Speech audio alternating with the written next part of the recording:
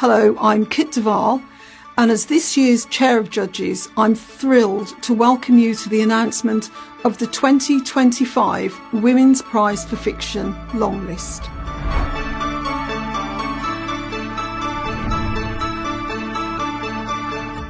Good Girl, Aria Aber. This is a highly emotive psychedelic read with writing that is poetic and incredibly moving. Set in Berlin's artistic underground, it follows Nilla, a young woman born to Afghan parents as she comes to terms with her identity. Dream Count, Chimamanda Ngozi Adichie. This book explores fragile female friendships and deals with race, with class, with motherhood, with the absence of motherhood. It's completely vivid and real, fantastic dialogue and stories that will stay with you long after you finish reading. The Ministry of Time, Kalyan Bradley.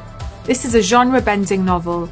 It's sci-fi, it's romance, a spy thriller, fantasy and historical fiction about a civil servant who falls in love with a man from 1847. This book was addictive, propulsive and a total joy to read. Somewhere Else, Jenny Deiches.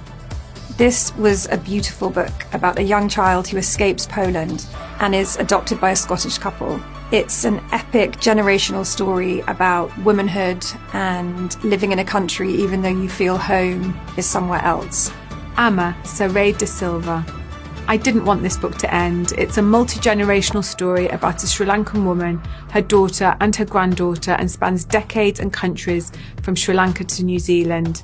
It shows how societal judgments on women have changed over time, and there are so many powerful scenes in it that have stayed with me long after I finished the book. Crooked Seeds, Karen Jennings. This book is set in Cape Town. It's a sort of mystery book, but also about alcoholism. It made my skin crawl in the best possible way. All Fours, Miranda July. This is a conversation starting book. The minute I finished it, I ordered copies for all of my friends. It feels like part manifesto, part battle cry. The Persians, Sanam Malouji. This book is full of larger-than-life characters and rich in Iranian history and glamour. It's funny, gutsy, confident writing with shifting voices and different modes of storytelling. Nesting, Roisin O'Donnell. This book is written about a subject we don't see written about enough. It's about domestic violence. Really strong narrative voice with lots of sympathy and empathy, and yet all the information that you need that we really should have about what happens when people flee a domestic violence situation. The Dream Hotel, Layla Lalami. It's a book that explores the consequences of a society that becomes hyper-reliant on algorithms. And the world created by Layla seems scarily within reach. I've not stopped thinking about it. A Little Trickery, Rosanna Pike. It is about the wonderful Tib Ingleby, who is a heroine of epic proportions. It's just wonderful, charming, brilliant. It is almost Chaucerian. The Safekeep, Yael van der Wouden. The writing is next level. It's a beautiful story about a character who is, to begin with at least, not likeable. And it's a story that has not been told before and yet something we all feel we should know. It's great. The Artist, Lucy Steeds. Set during the First World War in Provence, it's about a journalist who goes to interview a reclusive and eminent artist. The writing is so beautiful, the descriptions of the art is immersive. I could smell the paints, feel the fabrics and see the light in the studio. Birding, Rose Ruane.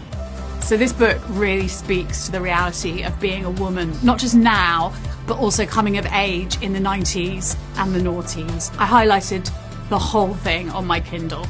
Fundamentally, Saiba Eunice. It's a complex story about the bureaucracy of the UN.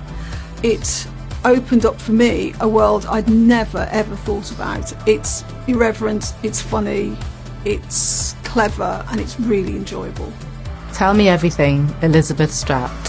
It's a story about ordinary people and their stories are so wonderfully woven together here. It's a book with a real symphonic feel, full of emotional truth, intimate conversation and propulsive energy. It was really tough getting so many books down to the long list that we've had today. but we are very proud of these books and how they show some of the best writing from women all over the world this year.